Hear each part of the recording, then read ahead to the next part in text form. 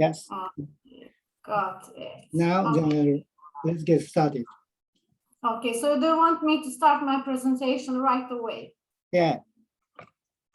Okay. Okay, let me share my screen because I think it will be more convenient like that. Okay, is this good? Yes, good. Okay. Okay, let's start.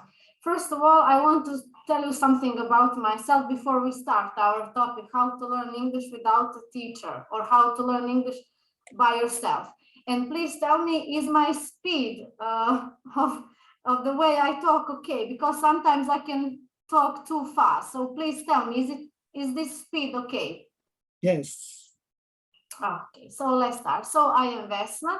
And I come from the Balkans Peninsula. I like to say from the Balkans Peninsula because I was born in one country in the Balkans, then I was raised and lived in another one, and for the last 7-8 years I have been living in the third one. So that's the reason I like to say I'm from the Balkans Peninsula, and it's a little bit more mysterious and interesting concept, the Balkans Peninsula, than country within it.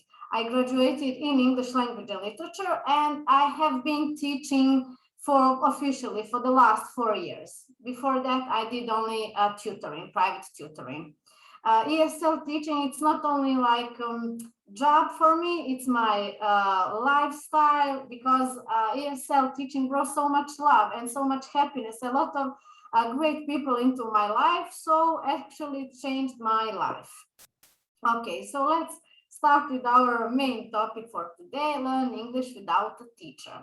First of all, I would like to make an introduction to English as a lingua franca. So what is lingua franca? It's also known as a bridge language, common language, trade language, a language that is used as a means of communication between people speaking different languages. So, for instance, I know you understand this. For instance, my mother tongue is Serbian, your mother's tongue is Japanese, and our common language or lingua franca would be English. So English is nowadays lingua franca, globally spoken all around the world. And why is that so? I could think of a few reasons, but I don't want to discuss those reasons, at least not on this occasion. It's too wide topic to discuss. We should understand English as a tool to communicate, to meet each other, and of course to close some business deals. Let's see methods to learn English by yourself. I'm sure you heard of these methods, tips, ways before, but as a non-native teacher, teacher of English language, or ESL teacher, English as a second language, I hope I will shed a different light on these methods and ways, because I know how it looks like to learn English, how it looks like to that painful, dreadful process of turning your passive English knowledge into an active one. So I hope I will provide you with additional tips and methods how to learn English by yourself, for instance, at home. Let's see the first one. Watching movies, TV series, listening to the music, discussing newspaper articles, talking with your family members, friends, and colleagues, talking with the native ESL speakers of English language. Of course, as I have just said, I'm sure you're familiar with these tips, but let's see what are my suggestions. So first of all, watching movies and or TV series or any other documentary, for instance, watch movies and TV series with subtitles or without them in English or your mother tongue. Some specialists and some teachers say that we are not supposed to watch movies with subtitles, but I don't agree, honestly, because I grew up watching movies in English with Serbian subtitles, and it was very helpful, because if sometimes it happens, if students don't understand anything, they cannot understand anything in the movie, they can be frustrated and they can quit or stop watching a movie. So watch movies with subtitles or without them. It's like on your personal preference or according to your English level. So you watch a movie, for instance, movie or a film, British English movie, American, watch a movie, stop it, and for instance, comment a scene in the movie. So do it aloud and you pretend there is someone watching and discussing the movie with you. I know at the beginning it will be strange, it will be silly, you will be some kind of actor pretending you're having someone with you, but actually in that way you will start feeling free to speak in English language.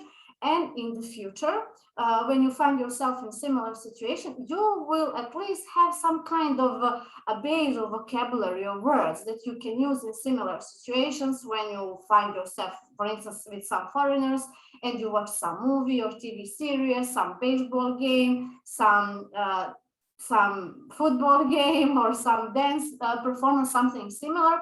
So don't expect, when you do this exercise, after that you will be able to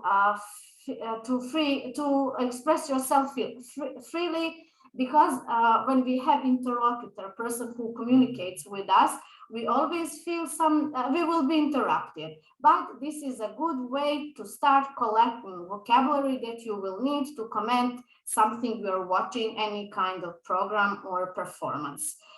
Movie, TV series, of course, it depends on your personal preference, what you like to watch, but my recommendation is to only occasionally to watch something that is wide or very well known or something popular globally, because it can be a good topic for those small talks before, for instance, some conferences, business meetings, or if you want to have casual meeting with some foreigners, it can be some good, let's say, like icebreaker, some good activity to break the ice before starting talking some serious topics, for instance. Of course, you can look for and use the famous quotes for the movies you like. And, it's a good way to, if you have some, let's say, friend or some person you are communicate via some social network or something, to occasionally quote something from your favorite movies or TV shows or series. I hope this was clear. Let's see what's the next one. Listening to the music. Of course, you will say, oh, nothing new, but the something that I like to add to this one is that I find my favorite song video and with lyrics in English, and I listen to it and I sing it simultaneously. So it's something similar to a karaoke performance, but you can hear a singer or two. So it's the way to actually to practice your pronunciation without any stress, spontaneously. So you practice pronunciation because you can hear usually native speaker, and you can also memorize some idioms or some useful phrases in English more easily.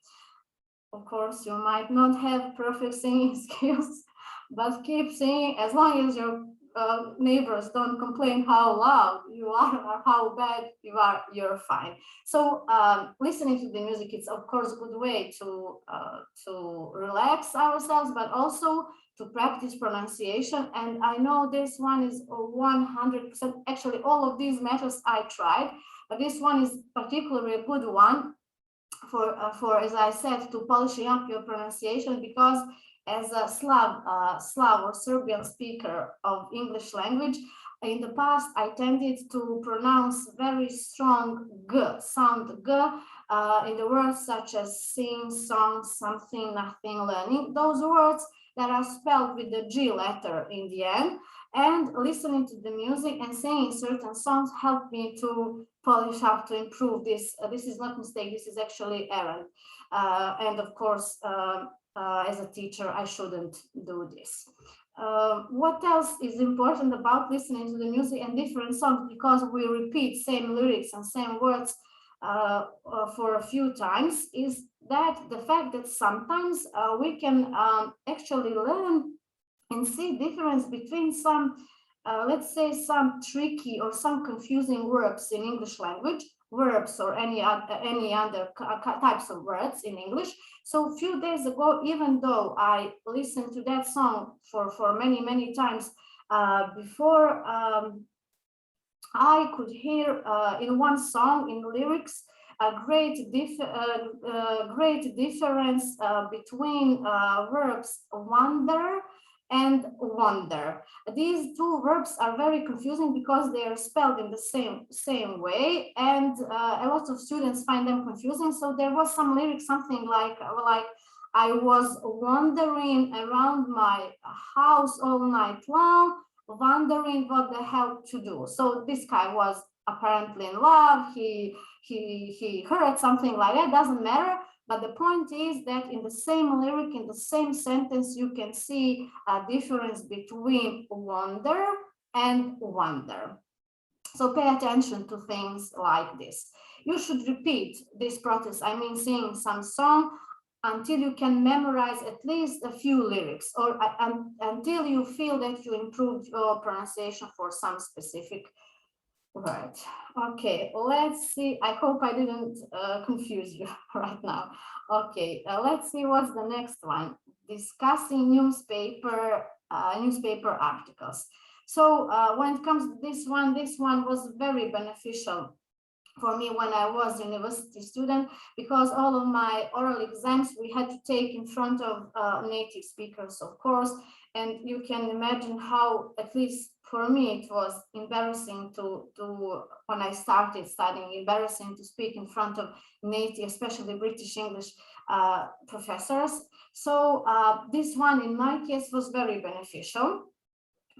Discussing newspaper articles. So you open newspapers or some online news in English, maybe it's more convenient nowadays, and you read some article, of course interesting to you according to your preferences and interests, and you start again commenting it aloud. So of course, again, you might sound silly and like mad if some people hear you, but it doesn't matter, don't mind it. So if you cannot remember a certain word you want to use while you're commenting that, make a pause and look for it in a dictionary, online one, or those traditional like book dictionaries, and you can write a word down and continue giving your opinion on the article you chose. So same like watching movies and TV series, you cannot expect that in the future, when you start giving your opinion on any topic, that nobody will interrupt you. But at least as same with watching movies, you will start feeling free to speak in English. And again, you will have a very nice fund of words and vocabulary to use to comment certain news from the political, scientific, medical, entertainment world. And of course, you repeat this process until you form a succinct and coherent opinion on the article. This succinct word can be confusing a little bit, not confusing, but unfamiliar. So succinct is a succinct statement or opinion is something that is short and expressed in very clear way. So choose any news from any field, keep commenting this until you form a succinct and coherent opinion on the article or certain topic you are commenting on. That's about discussing newspaper articles. Let's see, or actually for this one, you can just imagine some topic in your head that you think that you might discuss with some foreigners in the future, and you can do the same. You don't have to open like newspaper articles. If you have inspiration, if it comes to you just like that, you don't have to open any newspaper articles. You can comment anything you want in this way aloud, and until you make a succinct and coherent short opinion about on some certain topic. Okay, let's see what's the next one. Talking to your family members, friends, and colleagues. So this one again might sound a little bit silly, and you might think that I'm some silly teacher who is finding silly ways to talk in English or to improve English or to anything related to it. But if your family members, friends, colleagues can speak English, any English. If they have any English level, talk to them in English. So it doesn't matter what is their English level, feel free to talk to each other. It's not about like perfect vocabulary, grammar structures, perfect pronunciation. It's about using English in everyday situation. So in that way, you will start thinking in English language. And English language will become something like incorporated in your daily routine. Of course, I always say we should all keep our own language, cultures, traditions, and so on. You're not supposed to talk in English 24/7, but try to make English like something normal, at least like hour per day. Try to make English your daily routine and to think in English language. So talk in English at lunch, dinner, at the office, at the park, at the supermarket. And of course, we are embarrassed. What if other people around us hear what we are talking about? But don't mind. People always form their opinion. They will think of you whatever they want. So just feel free to speak, and in that way you will start feeling free to speak in English, and in that way again you will have again some kind of vocabulary that you will be able to use in the future situations. What else you can do? What else I do as a teacher with my students? I do different speaking exercises such as role plays or chain stories. So you and your interlocutor, you can imagine some situation. Some like you're going on holiday, or you're going to give a presentation at some conference, or you're going to buy something in a foreign country, doesn't matter. Imagine any situation and you pick roles and you start having conversation on that topic. For instance, if you're going on holiday, one of you can be a guest and another person can be a receptionist, for instance.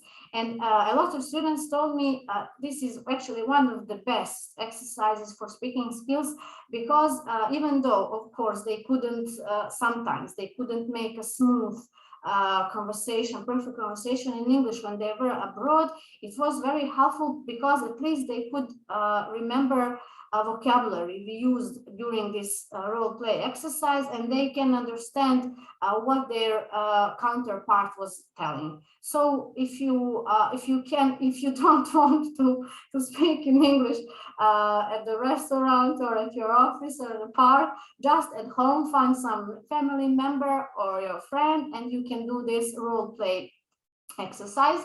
One more great exercise for practicing speaking skills in English and grammar as well is a chain story. So it means one person starts a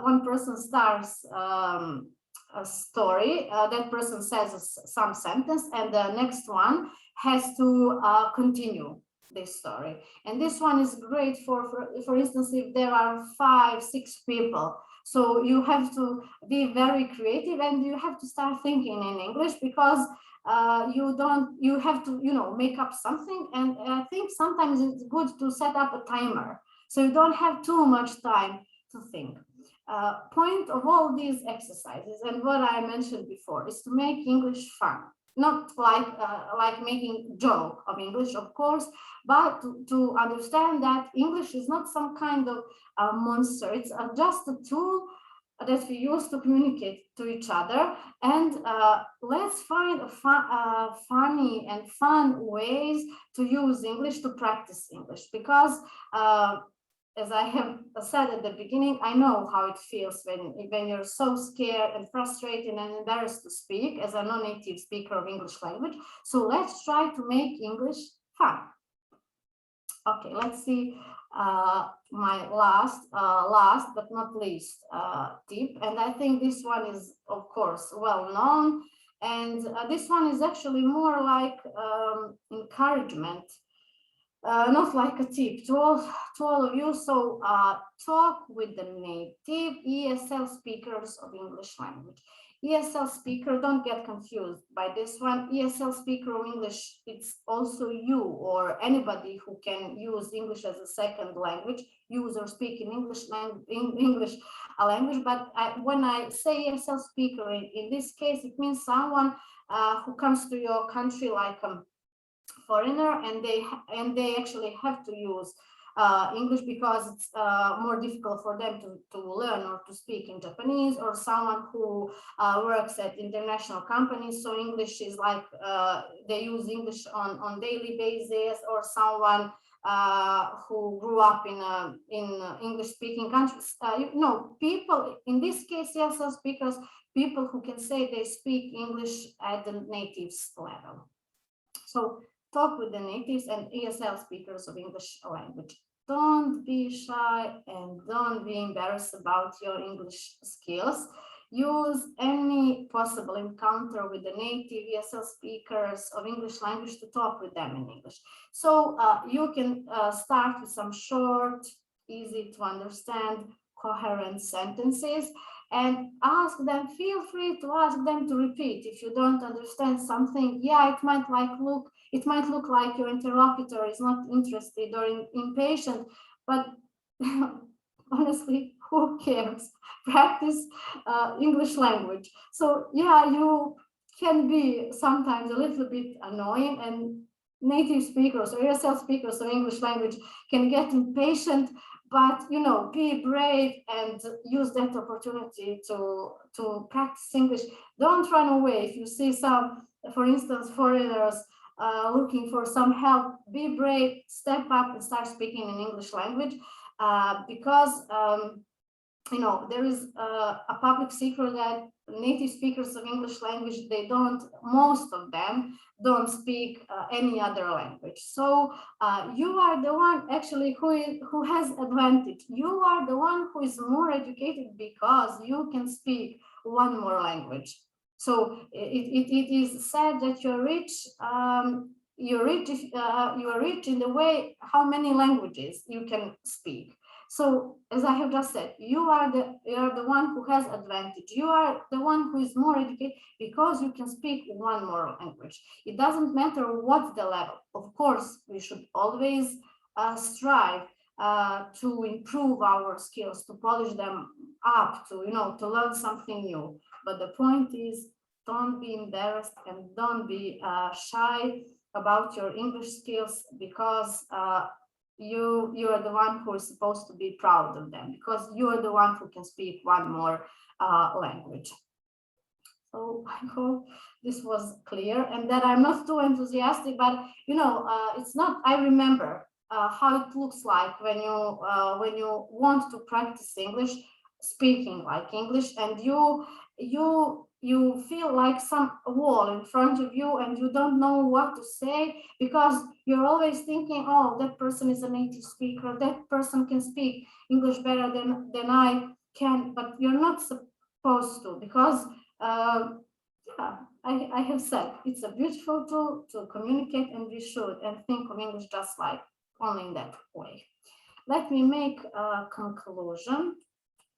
Conclusion is actually some kind, not like conclusion, of course, on everything I said, but there is one more thing I would like to stress or to emphasize on this occasion, is that when you speak English, you actually represent yourself, your culture, your country, and you feel free to share your culture, your tradition, anything, your way of life, because I'm sure, I can actually assure you that your culture and your tradition are very interesting to people all around the world, and I'm sure they would be glad to hear something from you, to learn something from you.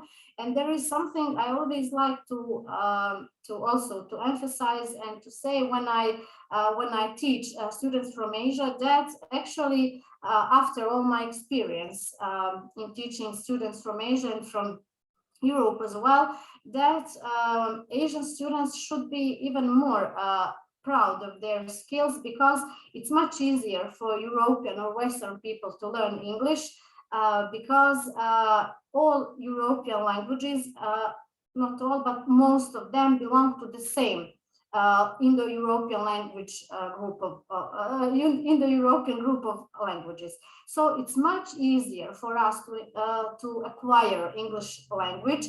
Let me give you a few examples so you will understand why it makes for us why it's easier for us to acquire, to learn English language. For instance, in English we say mother, in German we say Mutter, and in Serbian, for instance, we say majka or mate. Or if you mention brother in English, bruder in German, and brat in Serbian language. Same with son. So it's son in English, zone in German, and sunce in Serbian language. What else? Son. So it's son in like male. A male child. It's son in English, zon in German, and sin, for instance, in Serbian language. Excuse me if I made a mistake with German. I think I was right, but just anyway, I will give my apologies if I made a mistake with the German language. I was so surprised when I discovered, for instance, in Thailand, when I was teacher in Thailand, that they say jorokai, something like that, jorokai for crocodile, because in Serbian language we say crocodile. So I want just to let you know that for us, European or Western people, it's much easier to learn and to understand English language than for Asian people. So any English skills you have advantage, because I would like to see some Western and European people speaking in Japanese, Chinese, Thai, or any other Asian language. I think that's it. Be proud of your skills. Feel free to speak in English. Use any opportunity to practice your speaking skills, and in that way, you will learn a lot. You will share your knowledge, and we will maybe make this place this world a better place to live in. Thank you very much. You're welcome. Thank you very much for kindly talking to speech for everyone. And then this speech is so necessary for Japanese people. Okay, and it's so easy to understand. Thank you. Yeah, I know it's very difficult, and I noticed, as I have just said, that usually students from Asia, they are so embarrassed because I think they have some kind of more pressure, but they are not supposed to. As I gave you an example, it's much easier for us. And I forgot to mention, I know, for instance, in Japanese, water is like a mizu. It's completely different. And in Serbian, for instance, it's voda, and in German is vasa. You know, so for us, it makes sense, you know. So it's easy to listen. Then I have a question for you. Go ahead. Yeah, watching movies and or TV is, I think, input. Watching movies and TV is input. Oh, exactly. Talking to neighbors is output. I understand. Then which is better, in input or output? For instance, when it comes to commenting movies, it's like you are at home by yourself. Nobody is around you. And it's kind of practice, only kind of practice. But if you have some neighbor, some friend, some colleague who is eager to speak, to talk to you in English, it's it's mutually beneficial. It's good for you, it's good for your colleague. It's input, output, both of you have benefits. So when it comes to watching movies, of course, in the future, you can watch movie with someone.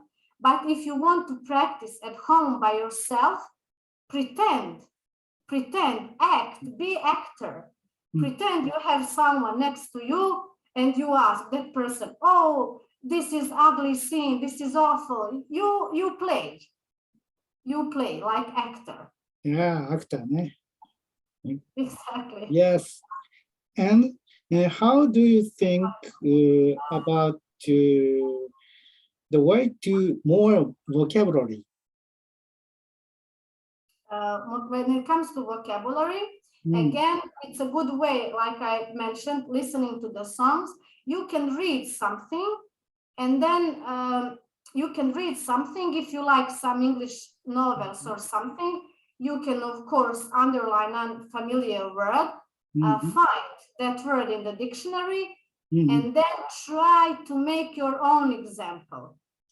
In many ways, to dictionary, draw the dictionary, and several ways for understand to need. Yeah, you find explanation of that certain word, and then immediately you try to make example in English by yourself. For instance, let's see what we can, pen. You don't know what's pen, for instance, and then you see pen is a tool with which we write down something, and then you imagine, oh, today I will buy a beautiful tool to write down my thoughts or something. So immediately you make an example in your head in English. Yes. Thank you very much for kindly speaking. Now